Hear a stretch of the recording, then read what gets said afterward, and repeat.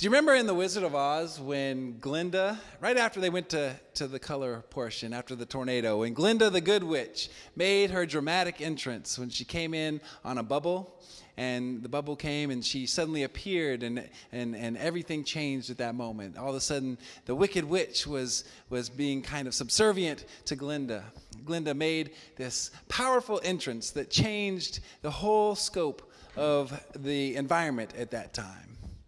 Well, I like thinking about Palm Sunday as Jesus making an entrance like that. See, Jesus obviously was being intentional in what he was doing. And two of my favorite biblical scholars, Marcus Borg and John Dominic Crossan, wrote a book on the Holy Week. And they argue that in the Gospel of Mark, Jesus is performing a street play.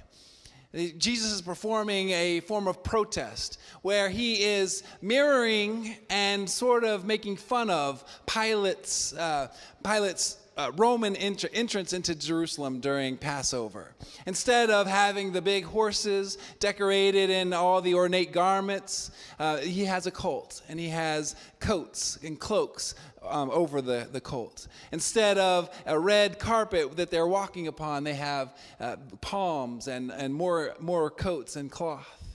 Instead of brandishing the weapons of the soldiers, the disciples are holding palms and branches, and instead of shouting to the Roman emperor and to Pilate, they're saying Hosanna in the highest. And the thing that I like about reading this story is how intentional Jesus actually is. If you read this scripture, notice how intentional what Jesus does is. He says he sends his disciples to go get the colt. So obviously Jesus has a plan. There's an intentional action that he's planning. And he tells the disciples exactly what to say if they're confronted. They tell them where the colt will be, where to untie it, and where to bring it to him. If they have any confrontation, what to say. They bring him the colt. They bring him the colt. And he does his parade into the city. He sits on this colt and he comes in with his disciples chanting, Hosanna, blessed is the one who comes in the name of the Lord. And after he comes in, he does his last piece of intentional work. What does it say? He enters Jerusalem. He goes into the temple and he stokes it out. He looks around, he sees what's going on, and then he leaves because it's getting late. The next day he would come and he would take what he saw and he would cleanse the temple. The Gospel of Mark is a little bit different from the Gospel of John, which we read a couple of weeks ago.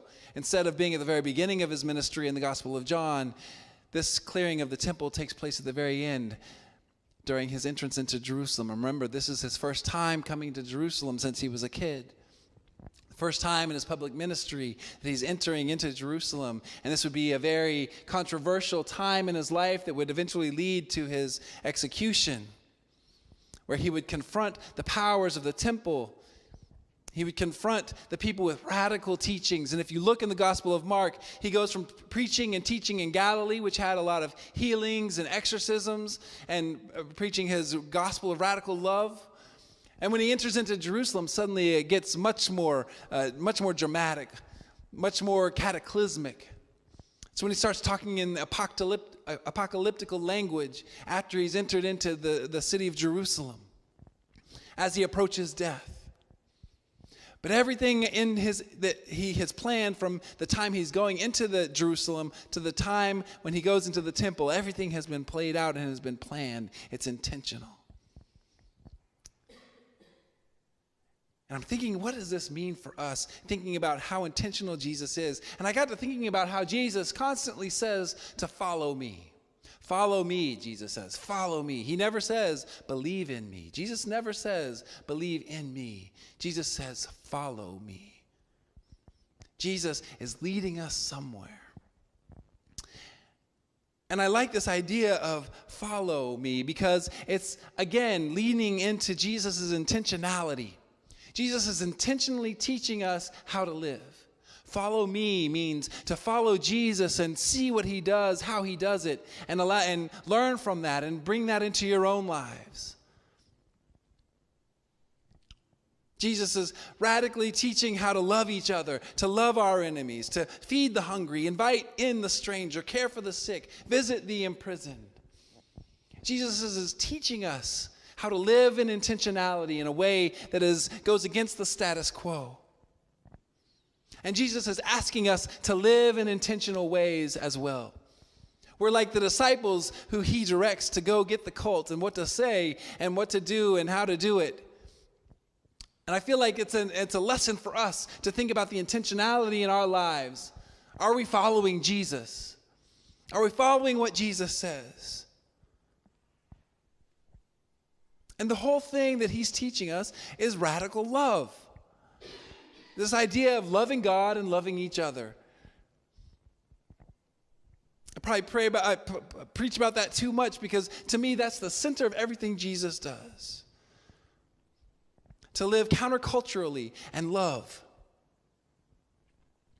And I got to thinking about what that would look like in our lives, not just individually. We've been focusing a lot during this season of Lent on our individual living and how we're turning away, as Hope was talking about last week, how we're turning away from the ways that we separated ourselves from God and turning back into God's embrace, coming back into God's embrace. But what if we think about that corporately as well? What would that look like for us as a corporate body to love, to follow Jesus' love ethic and embody that as an institution? I got to thinking, and I'm not trying to be political here, but I got to thinking about in 2001 after we were bombed, after 9/11. Do you remember those powerful days after 9/11 when everyone was united and we were singing on the steps, and it was before everything that came after, but that sense of unity that we had and that sense of goodwill we had towards each other and that connection that the tragedy brought us together in? What if we use that connection, and as we claim to be a Christian nation, what if we loved our enemies? And instead of going on into a bombing campaign that leveled Afghanistan and Iraq, what if we spent the time instead building it up and trying to heal our relationship that we had with those places and building up an infrastructure, building up schools for women and children, building up ways of communication, building up what things that they needed? What if we loved by building instead of tearing apart? How might our world be different if we loved the way Jesus taught us to love?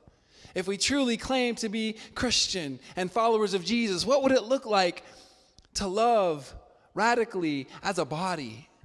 Not just as individuals, but as a group, as an institution. I don't know, but it's often something that I think about a lot, about all the ways that we tear down. Not just in war, not just in things like that, but all the different ways that we separate ourselves from each other, all the ways that we tear down each other, all the ways that we cut programs of health and healing. And we spend so much on things that divide and destroy. What if we truly followed Jesus intentionally, made intentional decisions to love? Now, this isn't just corporately. This should be a thing that we think about in our own lives as well. How do we need to love? How do we need to follow Jesus and be intentional about following how Jesus taught us to be in this world? But we have to be intentional. I think the story of Jesus' entrance into Jerusalem is about being intentional, but it's also more than that. The intentionality has a purpose. See, the disciples, I would argue, had no idea what was to come. The disciples that were following Jesus had no idea the implications of that entrance, the implications of Jesus' ministry, the implications of betrayal on Judas's end. They had no idea, I would argue, that Jesus would be murdered in 7 days from now. Or actually 5 days from the point of entrance. I can almost guarantee that the disciples, even though Jesus told them, we know that Jesus told them what was to come, but oftentimes we're told things, we don't let them sink in. I don't think the disciples really knew what exactly they were doing. But you know what? In this moment, they were faithful and they followed Jesus, and they were intentional in following exactly what Jesus said. And because of that, they were part of something much bigger than themselves. Their acts of faith led to something that had eternal ramifications. Their acts of service to Jesus, their acts of faith and trust in Jesus to do exactly what Jesus said, even though they might not have fully understood it, had implications on us here today, 2,000 years later. That act of faith allowed Jesus to do what was intended, to go through with his teaching in Jerusalem, to be betrayed by Judas, to be arrested by the Romans, and to be killed by the Romans on the cross. And then for God to make a powerful story out of this act of hate. To make a powerful story that says that death doesn't have the final say, and for God to raise up Jesus, and for Jesus to become the Christ. And the fact that we're sitting here today is partially because those disciples were intentional in following Christ, following Jesus' message and teaching. And they were part of something much bigger than themselves in that moment. I would argue that we might not understand Jesus' teaching for us to radically love in the world. We might not understand what it means to feed the hungry, to invite in the stranger, to care for the sick, to visit the imprisoned, as Jesus teaches in Matthew 25. We might not understand why we have to do it, why we have to love our enemies, why do we have to love someone that causes us so much anger? Why do we have to love someone that frustrates us to no end? Why do we have to love someone that we might not have anything in common with? Why is Jesus asking us to love in this way? Why is Jesus asking us to be intentional in loving in this way? And I would argue that we have no idea why. We don't know what the larger story that we're a part of. We don't know what is going to happen because of our small act of service, our small act of love in this world. What will it mean for us to feed someone, or to invite someone in, or care for someone who's hungry, or go visit someone who's in prison? We don't know the end of that story, but I know that we serve in a much bigger story than just our own.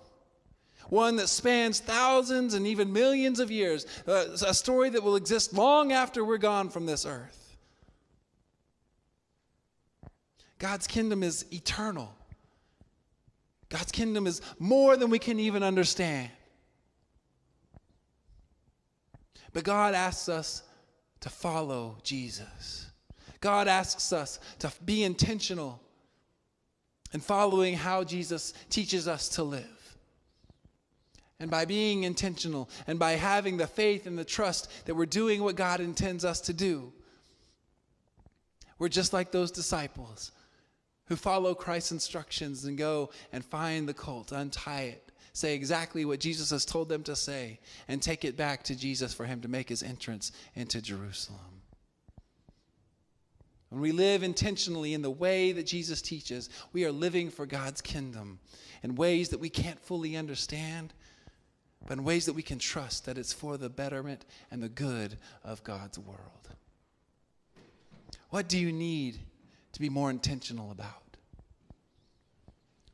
What do you think you need to be intentional about in following the way of Christ?